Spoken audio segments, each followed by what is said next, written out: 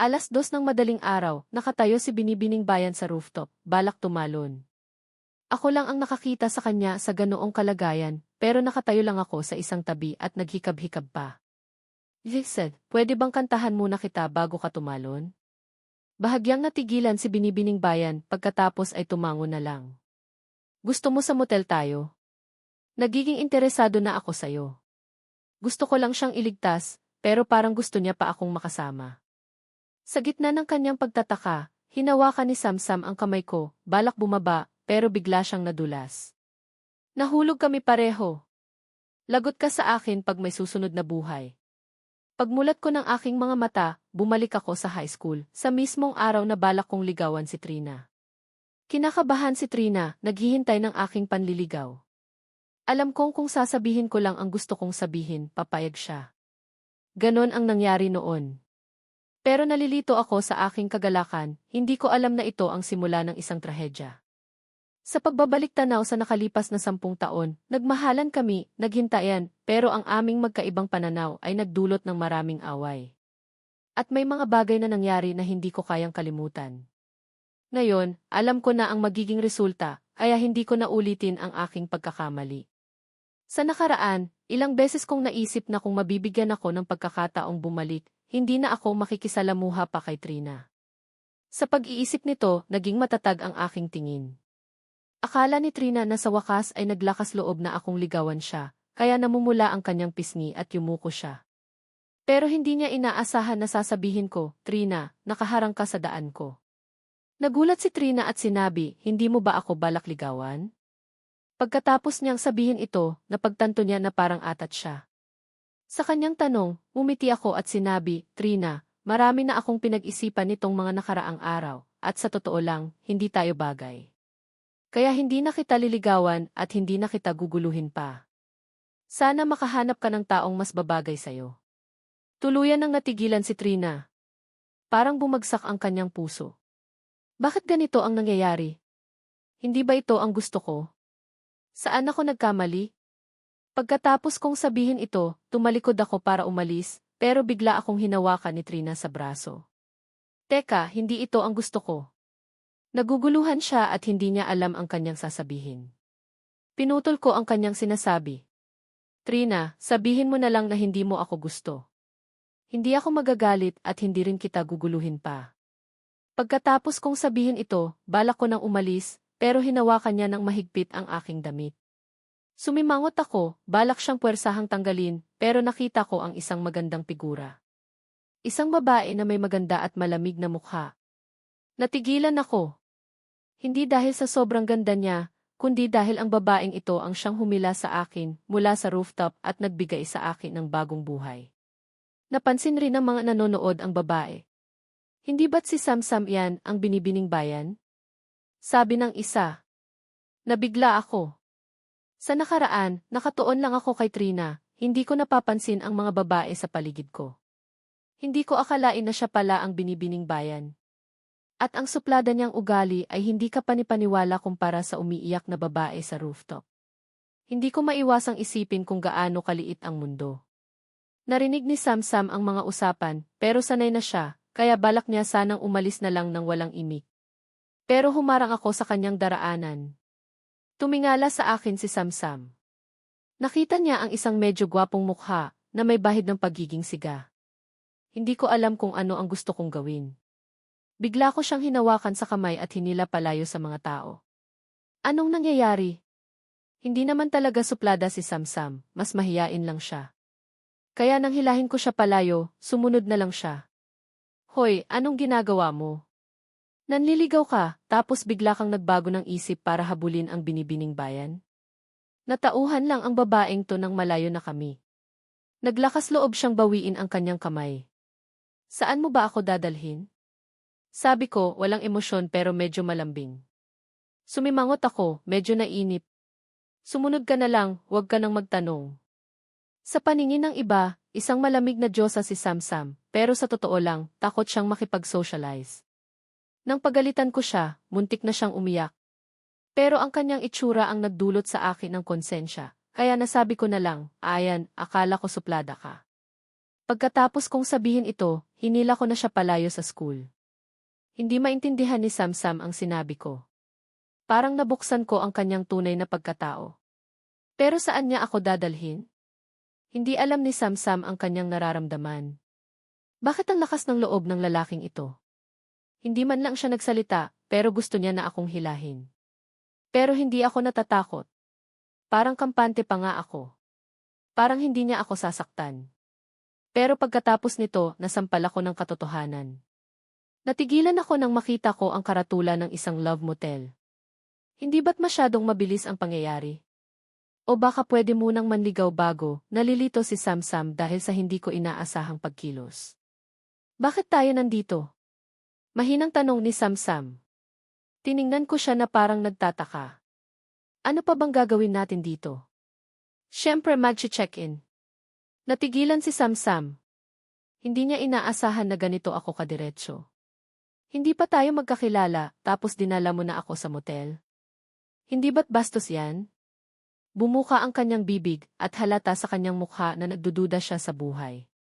Pero bago pa man siya makapagprotesta, tumakbo na ako papasok. Pagbalik ko, nagulat si Samsam, akala niya ay nagbago na ako ng isip. Nakita niya akong nakalahad ang kamay sa kanya. May pera ka ba? Pahiram muna. Mas lalong nagduda si Samsam sa kanyang buhay. Dinala ko siya sa love motel, tapos siya pa ang magbabayad? Anong klaseng buhay to? Pero dahil dito, kampante siya. Hindi niya maintindihan kung bakit. Kinuha ni Samsam ang 200 piso at ibinigay sa akin. Nagulat ako sa kanyang ginawa. Anak, bakit ganyan ka katanga? Paano ka nakaligtas hanggang ngayon nang hindi ka naluloko? Kung mas maaga kitang nakilala, baka 3 na ang anak natin. Parang nasira ang aking talino at nakokonsensya ako.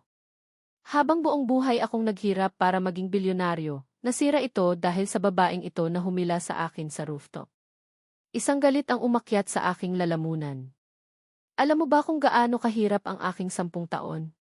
Para sa isang tangang katulad mo, kailangan kong magsimula ulit. Hindi kita patatahimikin ngayong gabi para ipakita ang aking 10 taong pagsasanay. May kaunting awa pa ako sa tangang to, pero nang maalala kong may utang siya sa akin na buhay, nawala ang lahat ng awa at konsensya ko. At bago ako muling ipinanganak, pumayag si Samsam na paligayahin ako.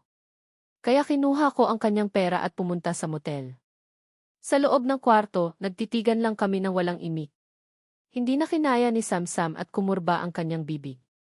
Bakit ka natulala? Nakita ko ang kanyang mukha at naisip ko na parang atat pa siya. Namula si Samsam at umiwas ng tingin. Hindi ah. Sa totoo lang, handa na siya, pero wala pa rin akong ginagawa. Dinala ko ang tangang to sa motel dahil sa bugso ng damdamin, para mailabas ang aking galit dahil sa aking nasayang na pagsisikap sa nakaraan. Pero kapag pinag-isipan ko ito, okay lang bang bayaran ng tangang to ang kanyang utang sa akin sa buhay na to? Huminga ako ng malalim at sinabi kay Samsam sa isang mapanganib na tono, bumili ka nga ng sigarilyo at lighter. Parang natatakot si Samsam sa akin, kaya agad siyang sumunod. Bumaba siya para bumili ng isang kaha ng sigarilyo at bumalik. Nagulat ako nang makita kong Marlboro ang sigarilyo. Sumimangot ako. Parang mayaman pa rin siya. Inabot niya sa akin ang sigarilyo at agad kong binuksan at kumuha ng isa. Pero nang hipakin ko ito, nasamid ako. Halatang hindi sanay ang katawan ko sa paninigarilyo. Kaya tinapakan ko ang sigarilyo at itinapon ang lahat sa basurahan. Natigilan ang tangang babae at tiningnan ang aking ginawa.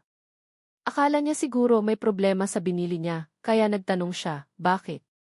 Peking ba yan?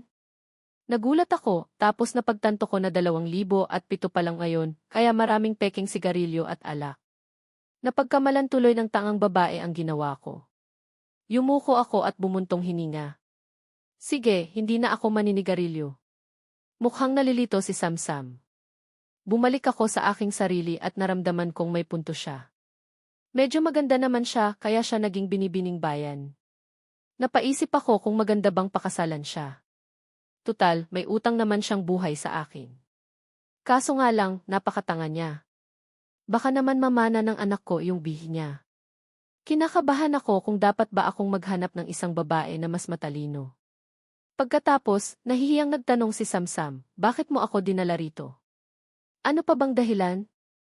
Isa siyang tanga. Siguradong gusto ko siyang makasama. Hindi ko mayugnay ang mahiyain na babae sa aking harapan sa baliw na babae na umiiyak at gustong mamatay sa rooftop. Anong nangyari sa kanya sa nakalipas na 10 taon?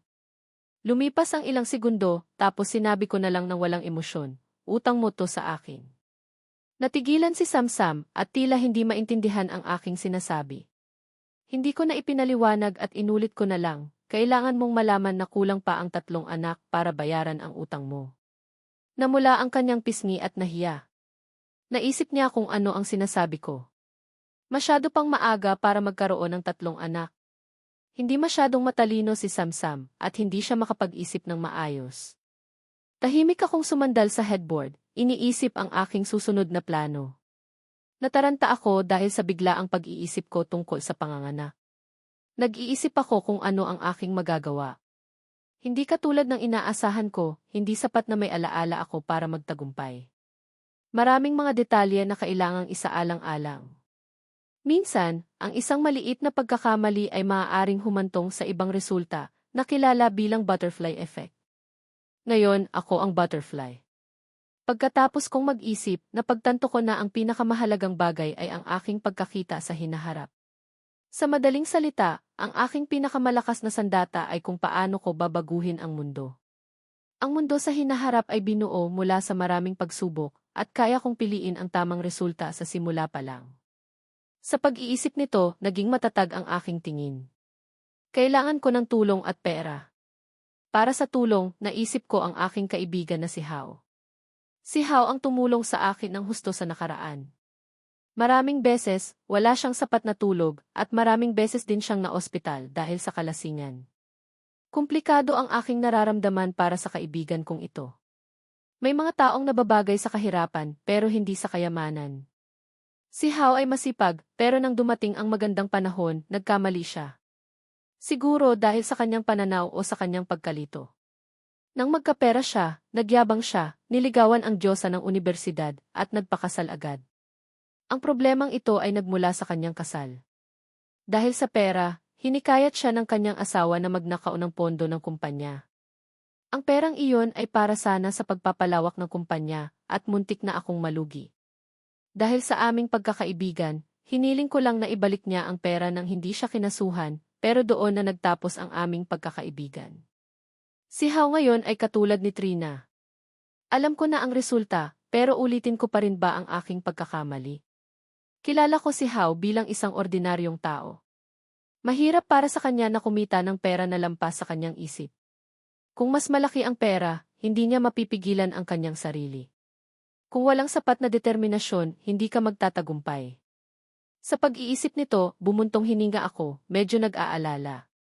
Nahihiya si Samsam at hindi siya nagsasalita. May maitutulong ba ako sa'yo? Tumingin ako sa kanya. Nandito pa rin siya. Parang nasaktan si Samsam. Ganyan ba ako kapangit kaya pagkatapos mo akong dalhin dito ay bigla mo na lang akong iniwanan? Medyo naiinis ako at winagayway ko ang aking kamay. Sige, maligo ka na. Tumango siya at tumakbo sa banyo. Gulat ako. Paano siya nakaligtas ng ganito katagal? Baka masyadong nakakabahala ang ihi niya.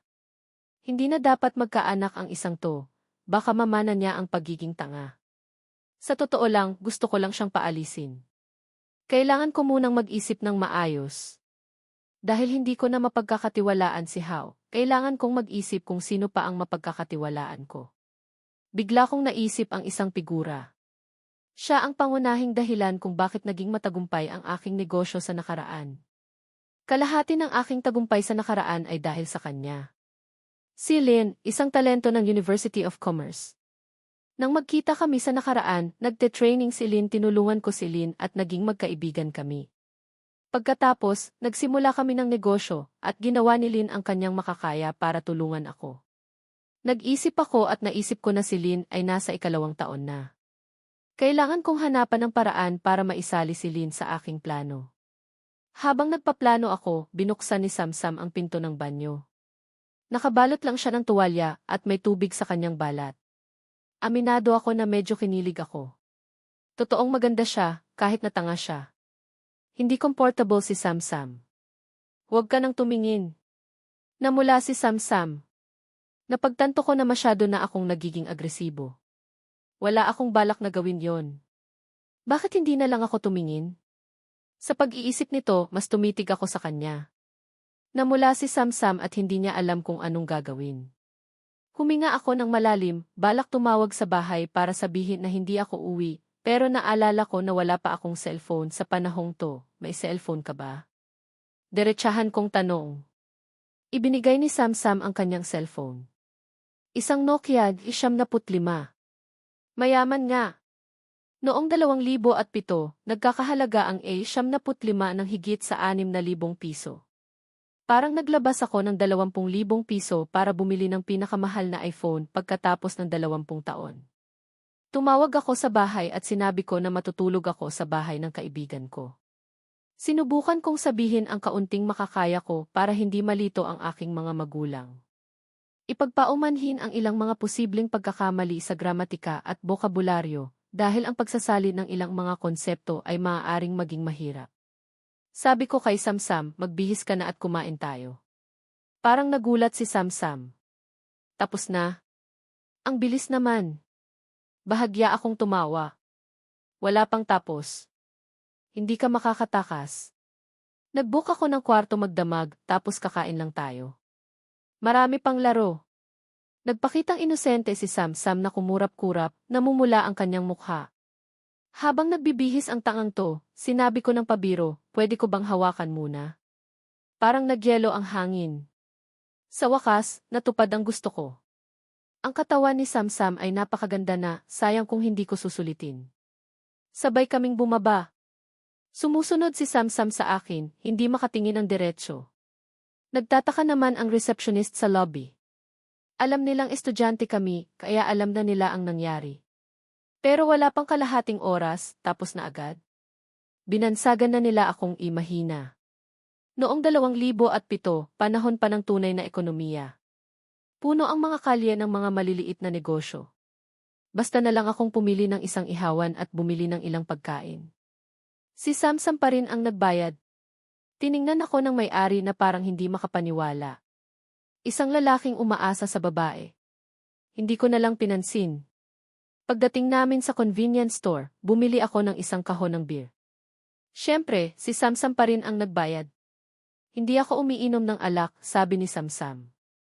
Okay lang, ako ang iinom. Sa totoo lang, hindi pa rin ako mapakali. Gusto kong magpakalasing para magpaalam sa nakaraan. Pagkagising ko, haharapin ko na ang bagong buhay. Isang ritual. Pagbalik namin sa kwarto, umupo ako sa balcony at tumingin sa labas. Hindi ko maalala kung kailan ko huling nakita ang lungsod na ito. Sumubo ako ng ihaw tapos uminom ng beer. Hindi ako huminto. Sa bilis ng panahon, nakalahati ko na agad ang kahon ng beer. Unti-unti nang lumalabo ang aking paningin. Nakatingin lang sa akin si Samsam. Parang may kakaibang emosyon siyang nararamdaman. Naaawa siya sa akin. Pagkatapos kong uminom ng buong kahon ng beer, huminga ako ng malalim. Hindi ka ba uwi? Hindi alam ni Samsam kung anong sasabihin. Hindi ba't sinabi mo na dadalhin mo ako rito para magpalipas ng gabi? Hindi mo ba ako gustong lokohin? Mahina niyang sagot. Hindi ka uwi. Hindi ka ba hahanapin ng pamilya mo? Tanong ko. Alam kong estudyante pa lang siya. Siguradong papagalitan siya kapag hindi siya umuwi. Pagkarinig nito ni Samsam, kinagat niya ang kanyang labi at yumuko. Halatang may hindi siya masabi. Pilit siyang ngumiti. Hindi. Hindi nila ako hahanapin. Kahit na mamatay ako, wala silang pakialam. Dahil sa galit niyang sinabi, natauhan ako. Parang may problema nga sa kanyang pamilya. Balak ko siyang tanungin, pero sinabi ko na lang, hindi ba maganda ang pakikitungo ng pamilya mo sa'yo? Parang nasaktan si Samsam at bigla niyang kinuha ang natitirang beer sa akin.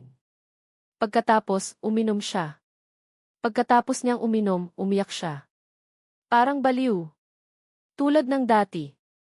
Sinabi niya sa akin ang sikreto na matagal na niyang tinatago. Noong bata pa si Samsam, hindi mayaman ang kanyang pamilya. Pero tinulungan ng isang anghel ang kanyang ama na magbukas ng minahan at kumita sila ng malaking pera. Nang umayos na ang kanilang negosyo, biglang nagbago ang patakaran. Tapos, namuhunan ang kanyang ama sa real estate. Muli silang nagtagumpay. Pero pagkatapos, nagbago ang kanyang ama. Iniwan niya ang kanyang tunay na ina at humanap ng mas bata. Higit sa lahat, pinatay ng madrasta niya ang kanyang tunay na ina. Nagulat ako nang marinig ko ito. Kaya pala galit siya sa kanyang pamilya. Namumula ang mukha ni Samsam dahil sa alak. Sa totoo lang, hindi nila ako pinapahalagahan. Pinalaki lang nila ako dahil maganda ako. Siguro, maibebenta nila ako sa magandang halaga sa hinaharap. Masyado na akong napalayo sa kanya, kaya naiintindihan ko kung bakit agad siyang sumama sa akin sa motel. Siguro, gusto niya lang saktan ang kanyang sarili. Hinimas ko ang kanyang likod. Huwag kang mag-alala. Tutulungan kita. Hindi ko sila hahayaang saktan ka. Niyakap ko si Samsam ng mahigpit, naaamoy ang kanyang pabango. Unti-unti nang lumalabo ang aking paningin. Sa aking pagkagising, narinig ko ang malakas na tunog. Hindi ko alam kung saan ito nanggagaling. Pagkatapos, may humawak sa akin ng mahigpit. Napasigaw ang babae. Nagising ako. Yakap ni Samsam ang kanyang sarili, namumula ang kanyang mga mata. Bakit ang lakas mo? Ang sakit. Tumutunog pa rin ang cellphone ni Samsam. Alarm clock niya pala. Umiti ako ng pilit. Umaga na pala. Hindi pala ako nakatulog. Hindi pa man ako nakapagbihis, bigla akong nagtanong kay Samsam, Samsam, nag-aaral ka pa ba?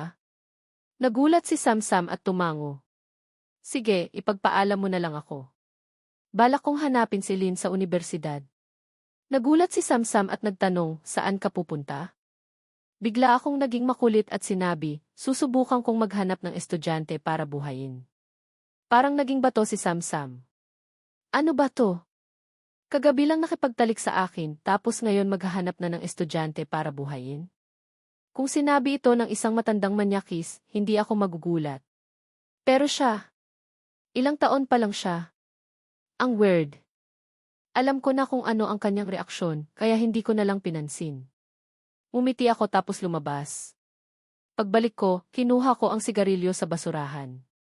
Tiningnan ako ni Samsam na parang nandidiri. Umiti ako at sinabi, sayang naman kung itatapon.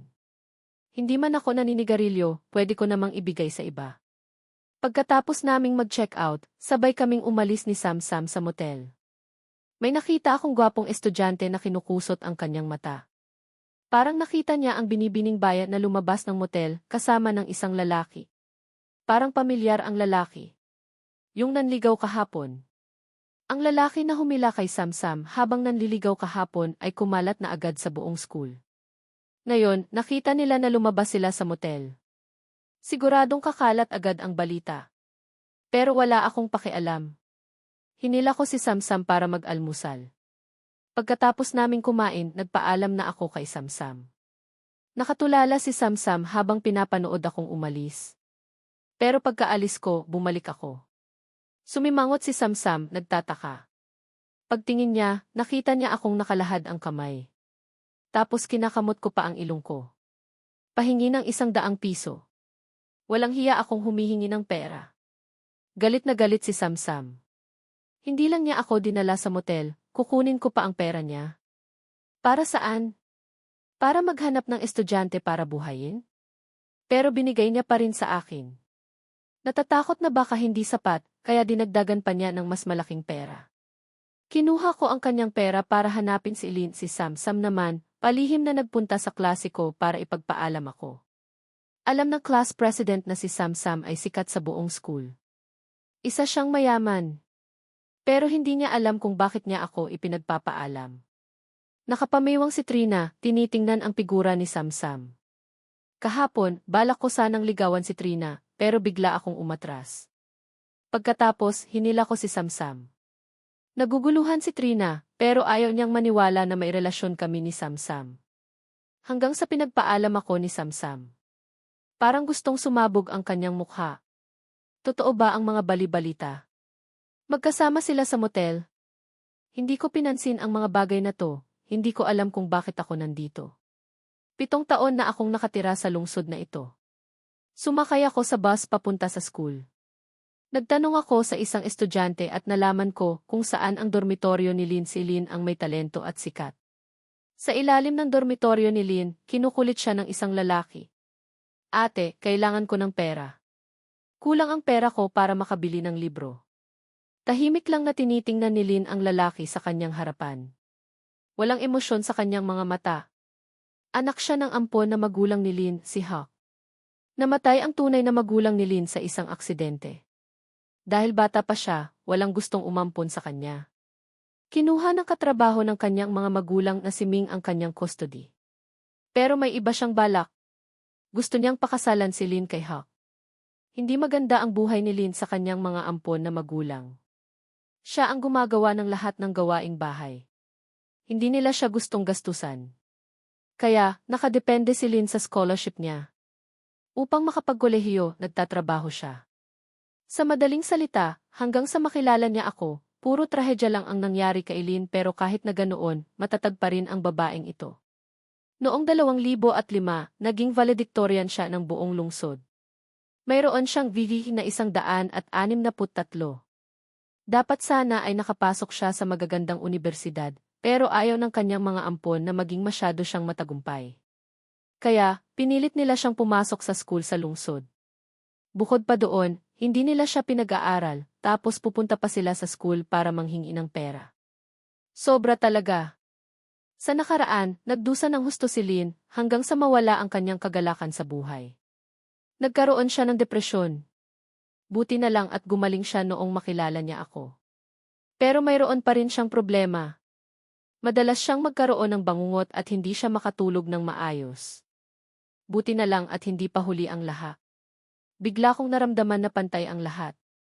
Mayroong nawalan ng ihi pero nagkaroon ng katawan. Iba naman si Lynn, ang kanyang ihi na 163 ay dahil sa malungkot niyang buhay. Hoy, huwag ka nang tumunganga. Hinihintay ako ng mga kaibigan ko, sabi ni Hawk. Nakita ko itong eksena mula sa malayo at nagalit ako. Sinipa ko siya. Tapos, pinagsusuntok ko siya. Kailangan mo ng pera. Humanap ka ng trabaho. Bakit ka humihingi ng pera sa kapatid mo? Umiyak si Hawk. Huwag mo na akong saktan. Alam ko na ang ginawa kong mali. Nakatingin lang sa akin si Lynn, sino to?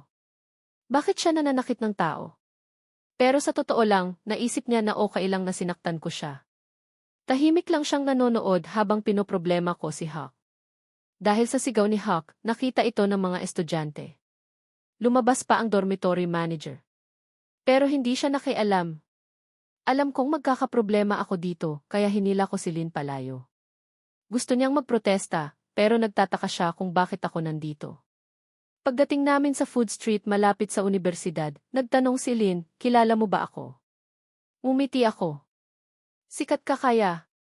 Tumahimik si Lynn, salamat sa pagtulong sa akin. Tinitigan ko si Lynn, buti na lang at napunta ako rito sa tamang oras.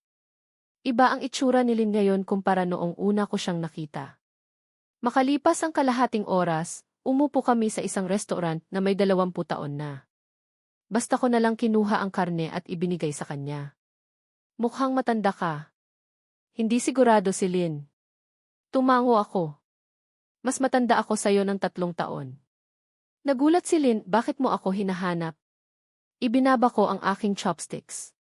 Gusto kitang ampunin. Nagulat si Lynn, naninigas ang kanyang mukha. Hindi siya makapaniwala. Gusto mo akong ampunin? Aampunin kita, hindi susubukang ampunin. Kailangan kitang ampunin kaya hindi ka makakatanggi. Hindi mapigilan ni Lynn ang kanyang sarili na tumawa. Ganon? Hindi ako makakatanggi.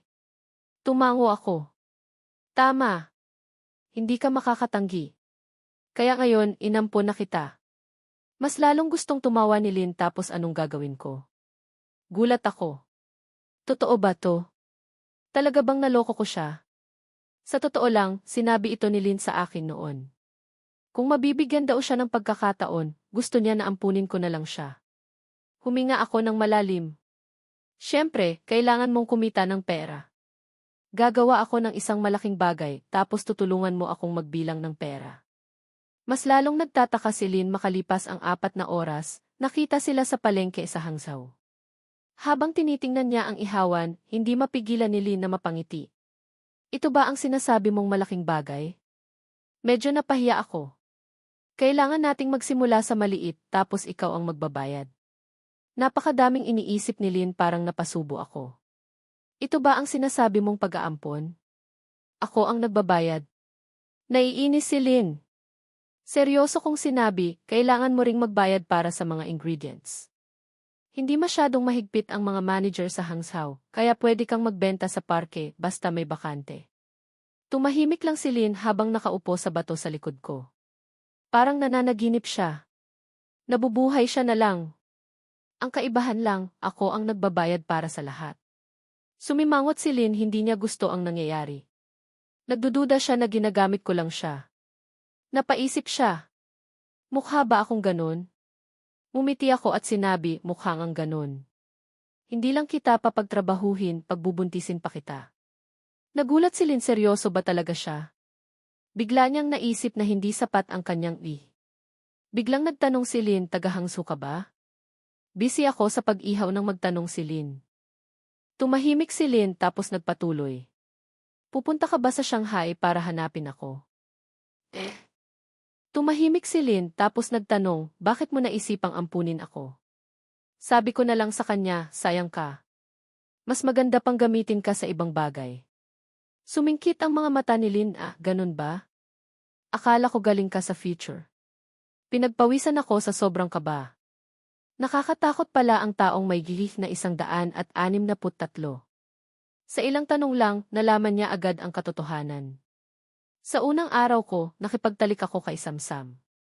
Sa ikalawang araw, pinagplanuhan na ako ni Lin, nakakatakot. Pinilit ko na lang na maging kalmado at nagtanong, bakit mo naisip na galing ako sa future? Sagot ni Lin, hindi ko kasi alam kung bakit mo ako gustong ampunin. Nataranta ako. Ito pala ang talento na may gihik na 163. Tama ang hula niya tungkol sa aking pagkatao. Nag-ihaw ako, hindi ko na siya kinakausap. Bigla niyang sinabi, maganda ba ang nunal ko sa likod? Basta ko na lang sinabi, anong nunal? Wala kang nunal sa likod. Pagkasabi ko nito, tumunog ang alarm. Patay. Nalaman na niya agad. Biglang tumahimik si Lin, nalaman kong may gusto siya sa akin, kaya handa siyang magpakasal. Naniniwala talaga siyang ililigtas ko siya. Sinabi ni Lin, tutulungan kita. Umiti siya sa akin. Sama-sama kaming nag-ihaw. Pagkatapos ng 6 zeki, sa wakas ay natapos na kami. Wala pang masyadong tao. Nagtataka kung bakit wala pa. Nakaupo sa upuan si Lin, hindi mo maintindihan yan. Kapag naamoy yan ng mga tao, pupunta agad sila rito, sabi ko. Nagpakitang inosente si Lin. Paumanhin para sa posibleng mga pagkakamali, ang pagsasali ng ilang slang at ekspresyon ay maaaring mahirap. Wala na akong sinabi dahil minsan ganun rin siya, pero tinuro pa rin niya ang karatula na isinulat ko. Masyado kang magagalit ng mga tao sa isinulat mo, sabi niya. Sa karatula, nakasulat, tunay na baka at tupa lang. Walang peke na pato o manok. Kapag peke, ibabalik ang 10 beses ang presyo. Ginagamit ang purong taba ng tupa para pahiran ang karne ng pato para magmukhang tupa. Matagal nang ginagawa ng iba yan, pero sumusulat agad ako ng ganito, para sabihing peke ang iba at tunay ang tupa ko. Magagalit ang mga katrabaho natin. Paano sila kikita kung sisirain mo ang negosyo nila? Ngumisi ako. May katwiran pa ba ang mga mandaraya? Kailangan lang natin kumita, mag-ipon ng pera para makapagsimula. Anong pakialam ko kung magalit sila? Wala akong balak yumaman sa negosyong to. Pinagpawisan si Lin at nag-alala. Ano bang nangyayari sa akin? Saan ako nakakita ng ganitong lalaki? Hindi niya mapigilang magtanong sa kanyang sarili.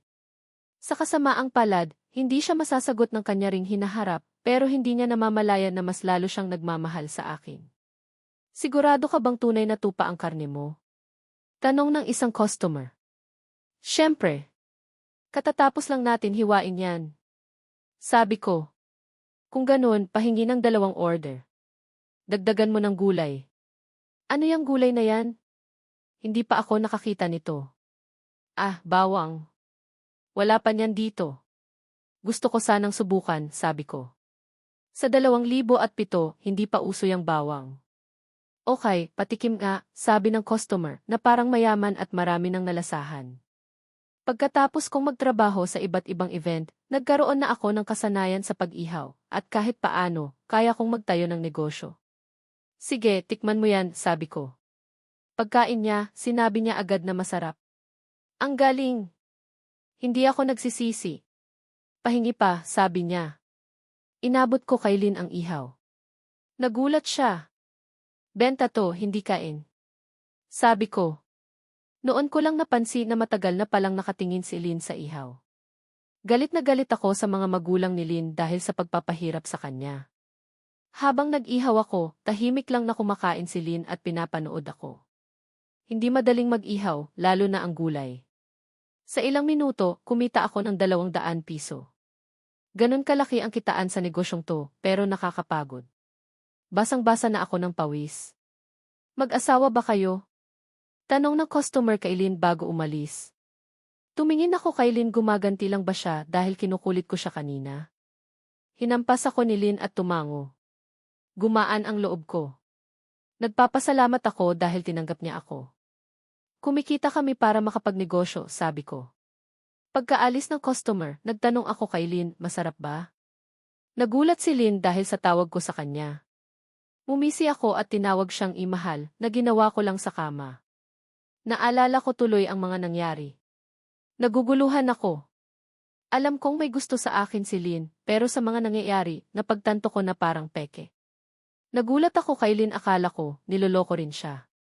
Naalala ko na sinabi ko kay Samsam na pupunta ako sa universidad para humanap ng magandang babae. Gusto kong tanungin si Lynn kung gusto niya maging kabit ko. Medyo nag-aalala ako. Sa wakas, nagtanong ako. Hindi ba ginagamit mo rin yung batang babae na iyan para kumita ng pera? Nanginginig ako. Parang nagalit siya. Nahirapan akong sumagot. Tama naman eh. Inamin kong niloloko ko siya. Humingi pa ako ng 200 piso tapos sigarilyo. Muntik ko nang makalimutan ang kwarto. Sa inaasahan, may sumigaw. Hindi ko alam kung saan nanggagaling. Siya ba ang kapatid mo? Nagulat ako. Agad kong tiningnan si Lynn. Sa mga nangyayari, bigla akong nagkaroon ng ideya. Tama, siya nga ang estudyanteng binubuhay ko. Seryoso kong sinabi kay Lynn kahit na hindi totoo. Naniwala ba kayo sa akin? Wala akong pakialam. Ang mahalaga ay ang tiwala sa akin ni Lynn, tapos si Samsam na nakakakita sa akin na parang isang multo. Naisip kong dalhin si Samsam sa motel araw-araw. Parang napakasarap. Paumanhin, nagamit ako ng ibang pangalan ng mga tauhan para mas maging angkop sa kulturang Pilipino. Dahil sa sinabi ko, napatigil ang tangang babae at hindi na nakapagsalita. Kahit na sinabi ko na pupunta ako para maghanap ng estudyante, hindi pa rin siya naniwala. Pero seryoso pala? May babae pa nga. Mas lalong nagtataka si Lynn, seryoso ka ba? Hindi niya akalain na ang taong binubuhay ko ay magiging girlfriend ko. Sobra na to. Tiningnan ni Samara si Lynn, kahit na mas matanda siya sa kanya, hindi siya nagmamayabang. Sa totoo lang, mas nakakatakot pa siya. May taglay siyang ganda. Kahit na wala siyang make-up, marami pa ring naiinggit sa kanya. Wala sa kanya yan. Sa isip niya, hindi totoo to. Totoo ba? Binubuhay mo siya. Hindi pa rin makapaniwala si Samara. Pero ngumiti si Lynn at inilahad ang kanyang kamay.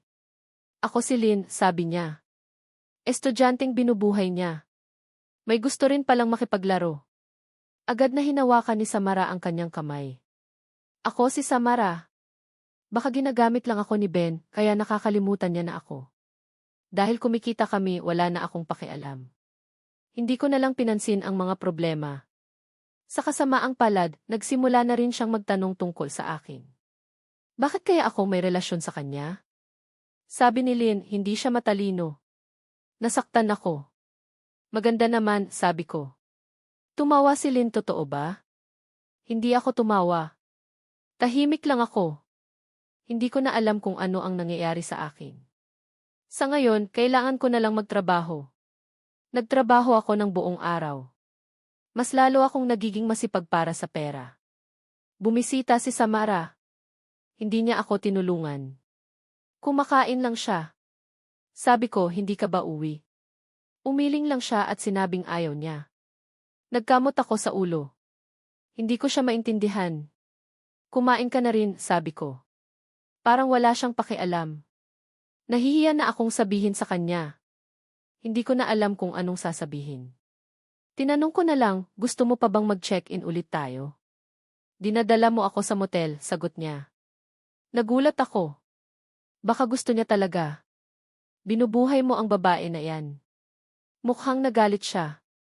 Natigilan ako. Bakit hindi pwede? Hindi pwede. Napaisip siya. Hindi ako naniniwala na ganito siya.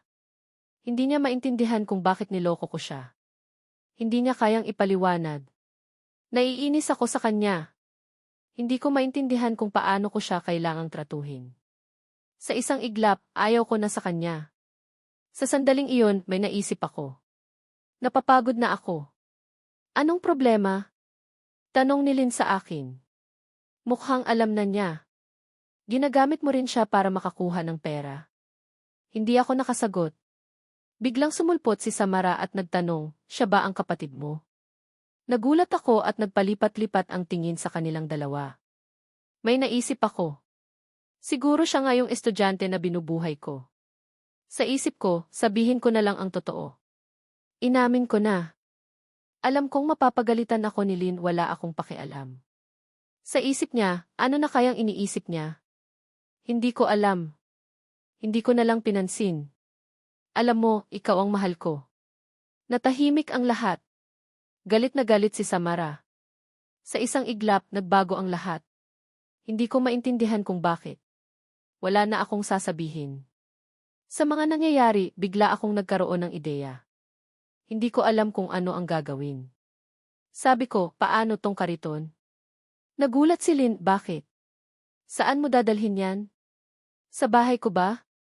Hindi ko alam kung anong gagawin ko. Hindi ako papayagan ng aking mga magulang na dalhin yan sa bahay namin. Hindi ako siguradong safe doon, baka manakaw yan. Pwedeng doon sa bahay ko, sabi ni Samara. Nagulat ako. Hindi ako makapaniwala. Tiningnan ko ang kanyang bahay.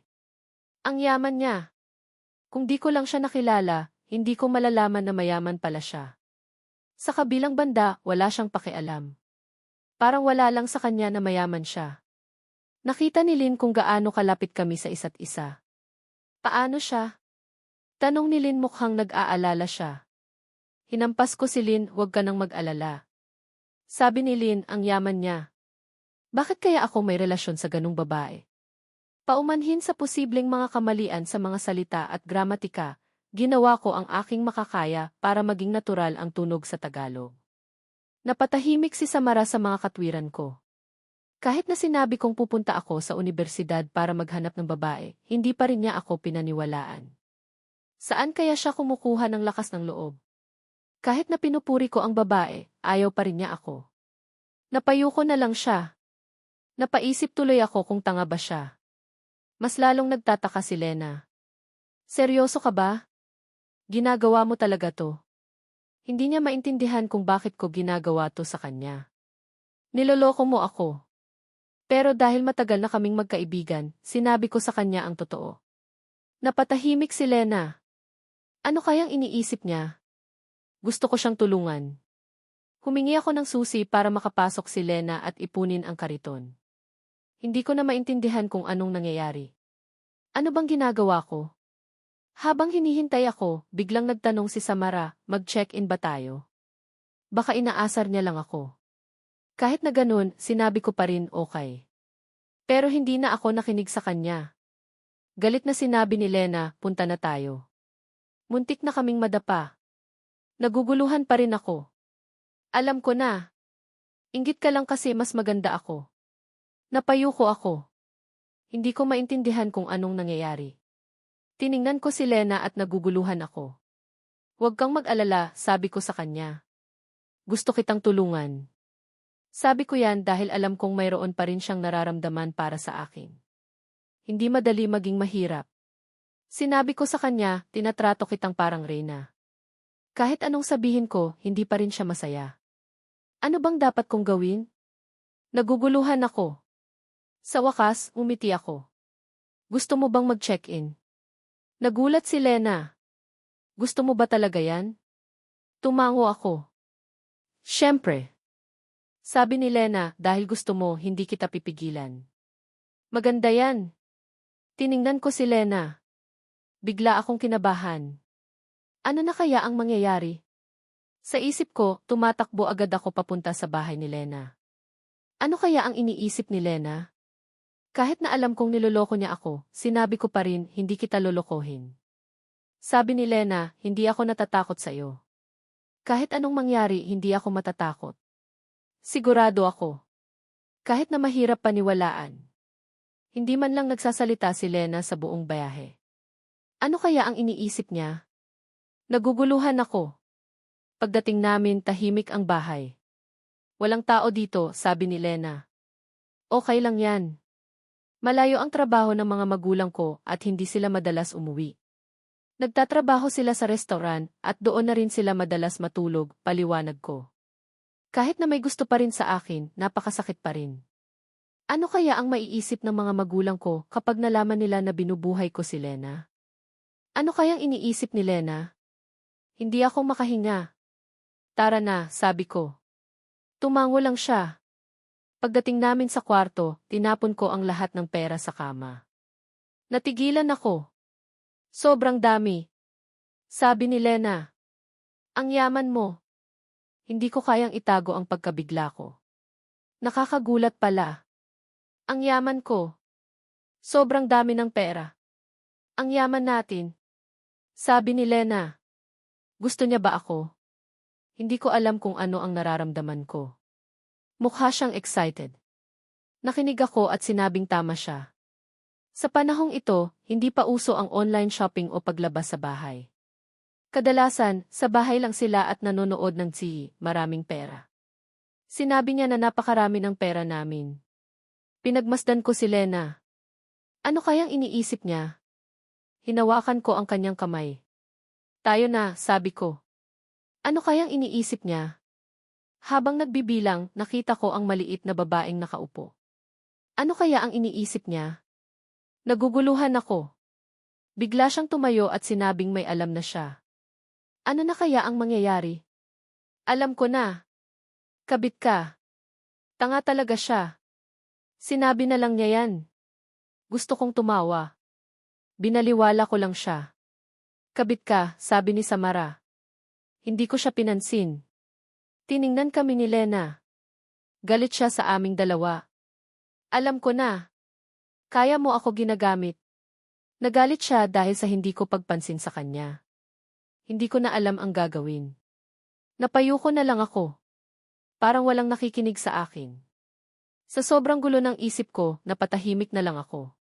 Nalaman kong sinabi niya sa akin, tanga. Sabi ko, siguro nga. Hindi ko alam. Sinabi ko na niloloko ko lang siya. Hindi ko alam kung bakit ko sinabi yun. Bakit mo ginawa sa akin to? Hindi pa rin ako nakasagot. May nagawa akong mali. Nakonsensya ako. Tumayo siya at lumapit sa akin. Ano kaya ang gagawin niya sa akin? Sa wakas, sinabi niya, nananakit ka na. Hindi siya mapigilan. Tinitigan ko si Samara. Nagawa niya na akong lokohin at napakasakit. Hindi ko alam kung anong gagawin ko. Alam ko, sabi ko. Nang magkagayon, biglang umamin si Lynn, alam ko. Sa wakas, huminga ako ng malalim. Bakit sinabi niya yun? Naguguluhan ako. Sa wakas, umiti si Lynn, okay lang, sabi niya. Nagulat ako. Anong sinasabi niya? Hindi ko maintindihan. Inabot niya ang kanyang kamay at hinawakan ko rin. Okay lang, sabi ni Lynn, huminga ng malalim si Lena. Huwag kang mag-alala, sabi niya. Hindi ko maintindihan. Alam kong mali ako. Kahit na nasaktan ko siya, bakit sinabi niya na okay lang? Kahit na ganun, umiti na lang ako at sinabing hindi na maulit. Sabi ko, hindi kita sasaktan. Bumuntong hininga ako at sinabing hindi ko alam. Sinabi ni Lena, hindi mo ako kailangang tratuhin ng espesyal. Ngumiti siya. Masakit pa rin sa loob. Ano bang dapat kong gawin? Ngumiti ako at nagsimulang magtrabaho. Pagkatapos, napagdesisyonan kong tulungan si Lena. Tulungan mo ako, sabi ko. Sinabi niya, wag mo akong tratuhin ng espesyal. Nalilito pa rin ako. Hindi ako makahinga. Hindi ko alam kung saan ako papunta. Ano na ba ang dapat kong gawin? Tiningnan ko silang dalawa. Wala na akong maisip. Pero alam ko na hindi ako pwedeng magpatalo. Hindi ako mapapagod. Para sa kanila. Para sa akin. Hihinga ako ng malalim at magtatrabaho ako ng mabuti. Yun lang ang kaya kong gawin. Saan ba kami pupunta? Tumingin ako sa kawalan. Ano kaya ang naghihintay sa amin? Sinabi ni Lena, gusto kitang tulungan. Sinabi niya sa akin yan pero hindi ko alam. Naguguluhan ako. Sa kasamaang palad, sa ngayon, hindi pa kami mararating ang aming destinasyon. Ang tanging magagawa ko lang ay hanapin ang daan. Itutuloy ko na lang ang pag-ihaw ng karne, habang tumatawa, nagtatrabaho, at nilalampasan ang paghihirap sa buhay. Ganon pa rin. Ano pa nga ba? Pagod ako. Sabi ko, ang hirap pala. Hindi niya naunawaan, hindi niya alam, at hindi niya malalaman kung gaano kahirap ang paggawa ng ganitong bagay. Pero wala akong pakialam. Kahit na ganun, umiti na lang ako. Pero masaya, sabi ko. Kahit na pagod, mayroon pa rin akong masaya. Sabi ni Lena, maniwala ka sa'yo. Iyon ang kailangan kong marinig. Kaya ganoon nga ha? Maniniwala na lang ako sa sarili ko. Ayan lang ang magagawa ko. Kung ganun, tumawa na lang ako. Sabi ko, okay. Sa hindi inaasahan, nakalimutan kong gumawa ng hapunan sa mga nangyari. Sabi ko, kailangan nating kumain ng ramen. Si Samara naman ay ngumiti ng matamlay. Nagugutom na kami. Sa mga darating na araw, pupunta kami kay Samara para magpalipas ng gabi. Sinabi ko, tara na, Lena. Kung ganun, wag na tayong mag-alala. Sinabi ni Lena, alam ko. Sabay kaming nagtrabaho para tuparin ang aming mga pangarap. Hindi kami susuko. Dapat bang sabihin ko sa mga magulang ko tungkol sa'yo? Tanong ko kay Lena. Natahimik siya at biglang sinabing hindi niya kailangan sabihin sa mga magulang niya. Sabihin mo sa mga magulang mo na kaibigan lang ako, sabi ni Lena. Napansin ko na tahimik lang siya. Hindi ko maintindihan kung bakit. Hindi siya masaya. Hindi siya natutuwa na nagpupursige ako para sa kanya. Mumiti ako na parang tanga at sinabing wala akong pakialam sa kanya. Sabi niya, salamat. Nagpasalamat siya sa akin. Kahit na gusto ko, hindi ko kayang maging masaya. Ano ba itong nararamdaman ko? Sobrang lungkot. Ang hirap, bulong ko. Ano ba ang nararamdaman ko? Lungkot? Sabi ni Lena, gagawin ko ang lahat para sa'yo. Nagulat ako sa mga sinabi niya. Kaya pala, may pinaplano siyang mangyari. Kung itutuloy ko to, ano na ang mangyayari sa amin? Saan kami pupunta? Sinabi ko na lang, tara na. Hindi ko maintindihan kung bakit siya umiyak. Kung itutuloy ko to, may masaya pa bang mangyayari? Ano ang magiging relasyon namin? Okay, this is where I'll stop. This is getting too angsty, lol. Hopefully, this translation is up to your satisfaction. Sa totoo lang, swerte si Ben dahil nakatira siya sa Maynila. Mataas ang presyo ng mga bahay doon, mas mataas kaysa sa ibang lugar. Ngayon, mas mataas na. Sa madaling salita, mas madaling kumita ng pera si Ben sa Maynila. Kung alam mo, mas madali kang magtatagumpay doon. Gagamitin niya ang perang kinikita niya para mamuhunan sa ibang lugar. Pero sa ngayon, kailangan niya munang mag-ipon. Pagdating ni Ben sa school, napansin niyang pinagtitinginan siya. Sikat na ba siya? Hindi kaya dahil nakikipag-date ako kay Trina noon? Pero hindi ako ganun kasikat. Ano ba ang nangyayari? Kahit na nasaktan siya dati, wala pa ring problema. Pagdating niya, tiningnan siya agad ng kanyang kaibigan na si Jomari. Sinuntok niya ito ng 2 beses. Siyempre, hindi siya nagalit. Wala pa silang problema.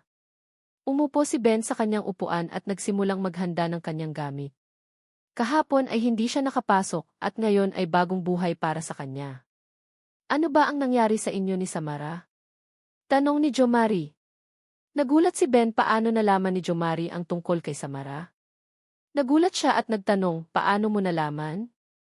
Pinayagan ka ni Samara na hindi pumasok, paliwanag ni Jomari. Sa wakas, naintindihan ni Ben ang nangyayari. Tumakbo pala siya kay Mang Louie. Nakakahiya tuloy. Hindi niya maipaliwanag. Hindi niya nalang pinansin. Hindi sila seryoso. Nagulat si Ben nang marinig niya iyon. Hindi pa rin siya makapaniwala. Sabi ni Jomari, totoo ba? May karelasyon kayo ni Samara? Nagulat si Ben, nakakahiya na. Sa isip niya, nakakatawa to, hindi niya maipaliwanag. Hindi niya nalang pinansin. Habang nag-uusap sila ni Jomari, marami ring estudyante ang nagbubulungan. Doon dumating si Trina. Agad siyang nagtanong kay Ben, hindi siya pwedeng manahimik na lang. Ano na ang sasabihin ni Ben? Kinakabahan tuloy si Ben. Bakit hindi ka nagpasok, Ben? Agad siyang nagpaliwanag kay Trina. Nagtataka si Mang Louie kung sino ba ang mas mahalaga sa akin. Siguro, malaki ang epekto nito sa kanyang buhay. Hindi ko na alam ang sasabihin. Wala akong gusto sa kanila. Si Trina lang ang gusto ko. Hindi na nga ako mapakali sa kakaisip ko. Kung hindi dahil kay Samara, hindi sana magagalit si Trina sa akin. Pagkatapos nilang mag-usap, may narinig na naman ako. Kinukulit pa rin siya. Napayuko na lang ako. Dahil dyan, bigla akong nilapitan ni Trina. Hindi na niya ako tinitigilan. May gusto siyang sabihin. Binubuhay mo ba si Samara? Bigla siyang napahinto at sinabi, hindi totoo yan. Sinabi ni Ben na ang totoo ay hindi siya ang nangloko sa kanila. Anong nangyayari? Hindi kita niloko. Natahimik ang buong klase. Tinitigan ni Trina si Ben, hindi niya alam ang kanyang gagawin. Magsasalita pa ba siya? Naguguluhan tuloy si Ben. Kayo na ba ni Samara? Sa wakas ay nakapagsalita rin siya. Kahit na masakit, kailangan niyang magsalita. Hindi niya malaman kung ano ang mangyayari. Magkaibigan lang kami. Hindi ko maintindihan kung bakit. May maling nangyayari. Pagkatapos, sinabi ni Ben na wala siyang pakialam sa kanya. Hindi siya makapaniwala. Mas mahalaga si Samara sa'yo? Tanong niya. Ano bang nangyayari? Bakit kaya ganito ang mundo? Hindi. Mahal kita. Sinabi niya ang kanyang totoo. Sinubukan niyang itago ang kanyang tunay na nararamdaman. Hindi ako dapat magpadala sa mga kaisipan na ito. Pero ang totoo ay mas maganda ang trato mo kay Samara kaysa sa akin. Kung ganun, ano ang kaya kong gawin? Hindi ko kaya. Hindi ako malaya. Naguguluhan ako. Tumawa si Trina. Hindi kita maintindihan. Sa totoo lang, hindi ko na gusto si Trina ngayon. Hindi na mahalaga. Tinitigan ko si Trina. Walang mali sa kanya. Hindi ko na kayang maibalik ang nakaraan. Ito na ang tamang panahon para makapagpaalam na sa kanya. Ito ang gusto ko, sabi ko kay Trina. Tama na. Kahit na gustong-gusto ko siyang bumalik, ayaw ko na. Hindi na ako babalik. Sa sinabi ko, mas lalo siyang lumungkot. Sa wakas, naiyak siya. Kahit na napakasakit, hindi na ako babalik. Alam kong parehas kaming mahihirapan pero ito ang tama. Hindi ko na alam kung ano ang aking magagawa. Kahit na magkaiba kami, sana magkaibigan pa rin kami. Sa isip ko, iniisip ko kung paano niya ako kayang iwan, pero hindi ko na siya pipigilan. Wala akong karapatan. Hindi kita ginagamit, Trina. Hindi ko alam kung totoo ba yun. Saan na ba ako pupunta? Pero alam kong wala akong magagawa. Sa isip ko, alam ko na tama ang ginawa ko. Wala na akong magagawa. Sinabi ko, magkaibigan pa rin tayo. Kahit na nasasaktan ako, hindi ko na pwedeng baguhin. Pagkatapos, umalis ako. Wala na akong maisip. Ito na ang katapusan. Sa wakas, sinimulan kong magsulat sa aking papel. Sa wakas, hindi na manggugulo si Trina. Sinulat ko ang lahat ng nalalaman ko tungkol sa hinaharap. Sinabi ko ang mga bagay na sinasabi ko tungkol kay Elena. Sa totoo lang, may magandang nangyari kay Ben, swerte siya dahil nakatira siya sa Maynila. Kahit na mahirap makahanap ng pera doon, mayroon rin siyang mga kaibigan. Nang malaman ni Ben na may kaibigan siya doon, gumaan ang kanyang pakiramdam. Sa isip niya, nagpapasalamat siya sa kanyang mga kaibigan. Sa pagbabalik tanaw, sa aming paglalakbay sa nakaraan, walang gustong tumulong sa amin. Sa madaling salita, hindi na kayang baguhin pa ni Ben pagkatapos malaman ang totoo. Ano na ang susunod na mangyayari? Dahil sa mga sinabi ni Ben, naguluhan ang kanilang mga buhay. Matagal na, tahimik na kinakalimutan ni Trina ang mga bagay tungkol sa kanilang relasyon at sinusuportahan pa rin siya bilang isang kaibigan. Sa madaling salita, wala na siyang pakialam kung hindi magaling ang trabaho niya, basta sinusuportahan niya siya bilang kaibigan.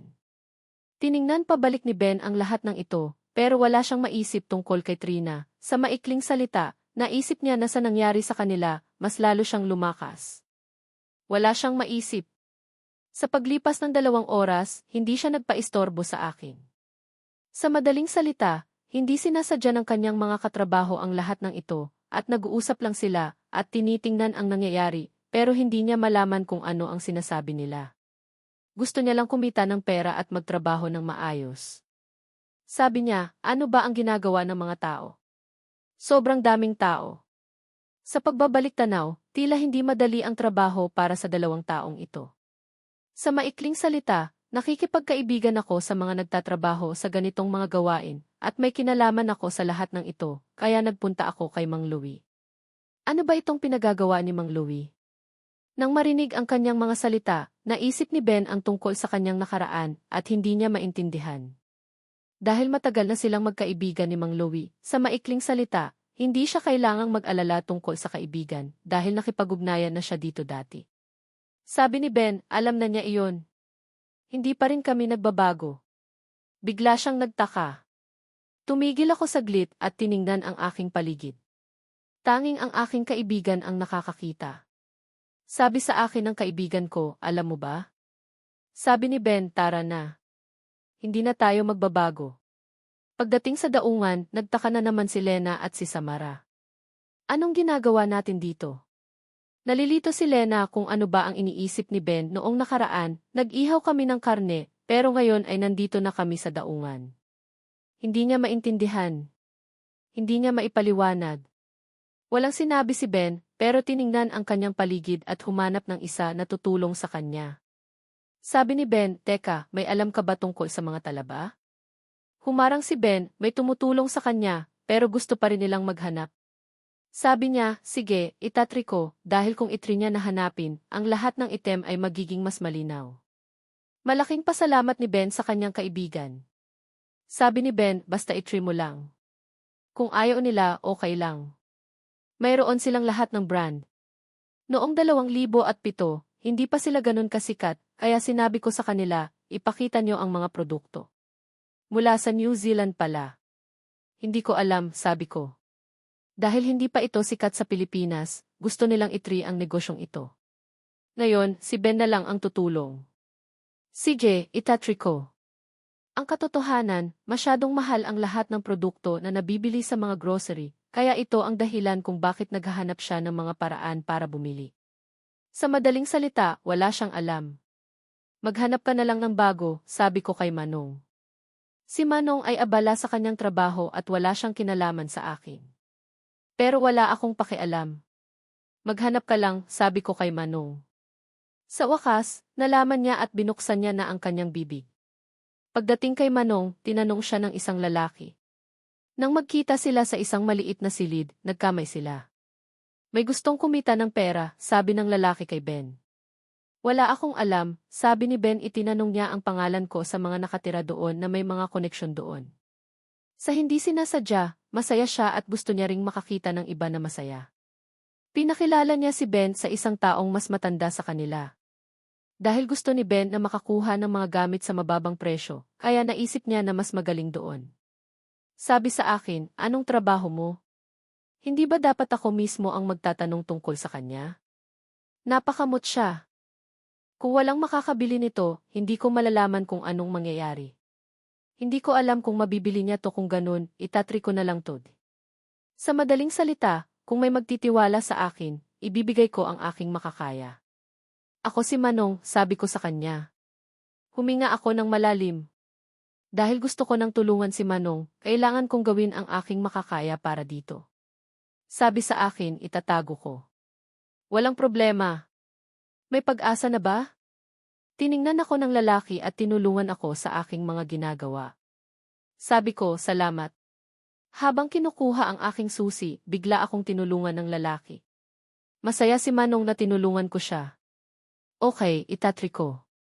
Bigla siyang huminga. Magtrabaho tayo ng maayos. May nalaman na naman akong masama. Naisip kong makipagtulungan kami sa bawat isa at hindi gumawa ng mga bagay na hindi namin dapat gawin. Gagamitin namin ang aming buong kakayahan para magtagumpay. Sabi ko, itutuloy na natin ang trabaho. Sabi niya, hindi niya masyadong maiintindihan ang ginagawa ko, pero hahayaan niya na lang ang mangyayari at hindi na masyadong magtatanong.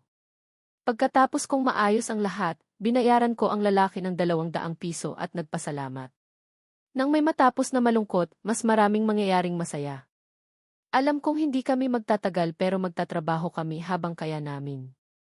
Sa susunod na buhay, hindi na kami maghihirap. Mas maganda nang mamatay kaysa maghirap. Sabi ni Ben, ano pa ang pwede kong itulong sa iyo? Ngumiti siya. Hindi man lang nagulat ang lalaki sa sinabi ko. Sige, sabi niya, pumunta kayo dito araw-araw para ihatid ang yelo sa babae.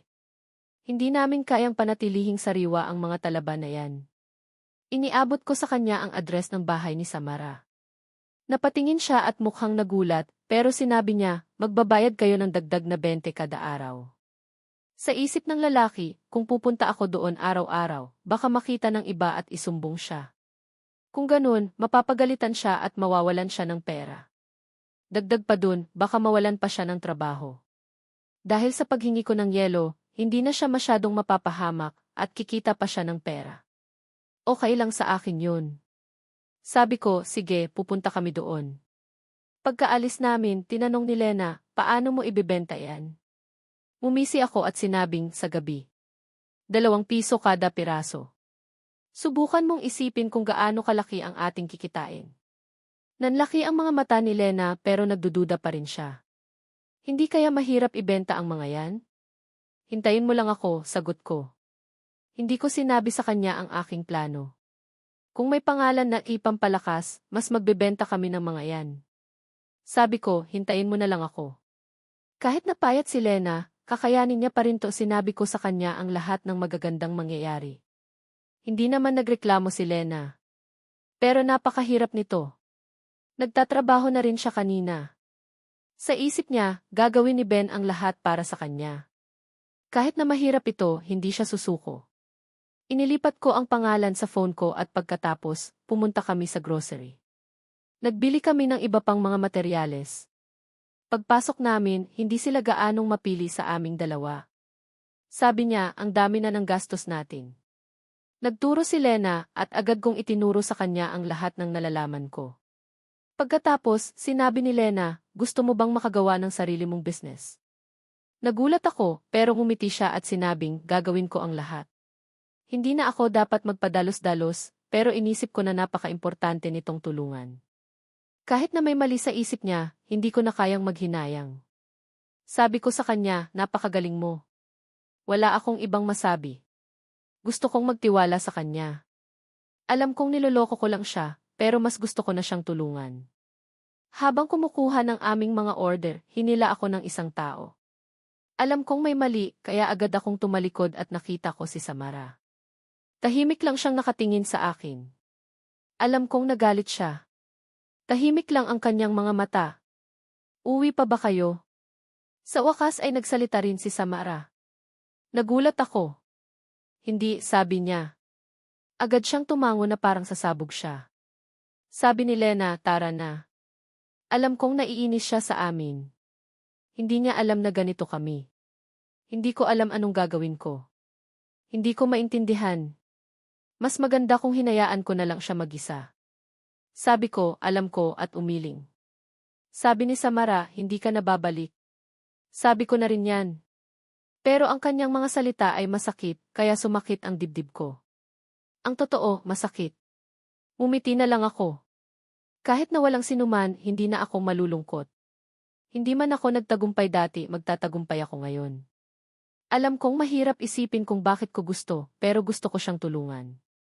Hindi ko yun kayang baguhin. Sige, sabi ko. Sinubukan kong umiti. Sabi ni Lena, tara na. Sa wakas, nagkaroon kami ng pagkakataon na bumili ng kailangan namin sa grocery. Hindi na namin kailangan bumili ng kahit ano. Alam kong pagod na si Lena, kaya magtataksi na kami.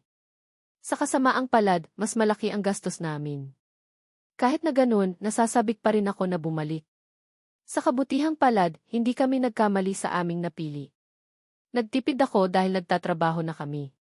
Sa maikling salita, gagawin ko pa rin ang tama para suportahan ako. Magtatrabaho rin ako, magtatrabaho at magtatrabaho. Habang naghihintay, nagkaroon ako ng tiwala sa isang matandang babae. Siya ay si Nana. Hindi kami tumigil at kumita ng pera. Aalis muna ako, sabi ko. Maghihintay ako. Wala akong maisip. Kung mamimili ako sa tamang oras, hindi ako magkakaproblema. Kung kukunin ko ang truck sa susunod na araw, pupunta na ako sa daungan. Magiging maayos ang lahat. Sa kasamaang palad, si Elena na ang magdadala ng lahat ng ito mag-isa. Hindi ba mahihirapan siya? Tinitigan ko siya. Ako na bahala, sabi niya habang nagpapakita ng ngiti. Sa maikling salita, binibigyan niya ako ng katiyakan. Ako ay mapayapa. Kaya niya yan. Maniwala ako sa kanya. Hindi lang niya alam na si Lena ay magtatrabaho ng mag-isa. Habang papunta na ako, nakita ko ang isang karinderya. Alam kong hindi pa kumakain si Lena. Sana ay maalala ko ang mga pangako ko. Sana bumalik ako. Sa isip ko, magiging magkaibigan kami. Sabi ko, magtiwala ako sa iyo. Sa loob ng halos 2 oras, hinanap ko lahat ng pwedeng maging bodyguard kay Lena. Lahat ng nakita ko ay pangit at matanda. Sa totoo lang, baka mamatay sila agad. Pinayuhan ako ng isa na subukan maghanap online, pero walang magandang appy. May mga tao sa kalsada na pwedeng tutulong sa amin, pero mahirap hanapin sila. Sabi ko, kung wala, wala. Pagkatapos nun, babalik na sana ako sa aming pwesto nang may makita akong lalaki sa park. Bigla akong nagalala na baka sinasaktan niya si Lena. Napahinga ako ng malalim. Hindi kaya. Sobrang tagal na simula nung binigyan ko siya ng kapangyarihan. Hindi kaya siya mapahamak ngayon? Magdadasal lang ako na maging okay siya at ligtas. Sa madaling salita, wala na akong choice. Dahil siya rin ang umaasa sa akin, ginawa ko na lang. Sa lahat ng hirap at pagtityaga, nasasaktan rin si Lena. Babalik ako, sinabi ko. Magpakasaya sana siya at hindi kami matuloy sa balak na paghahanap ng isang bodyguard. Paglapit ko sa kanya, nakita ko si Lena, may kausap. Alam ko sa aking sarili na napakamatapang ng batang babaeng yun.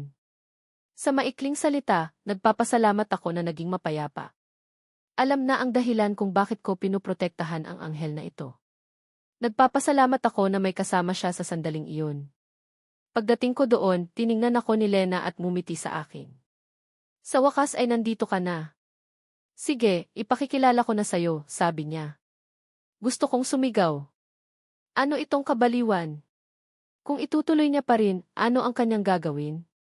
Sa maikling salita, pinapunta niya ang kanyang kaibigan sa kanya at sa aking harapa.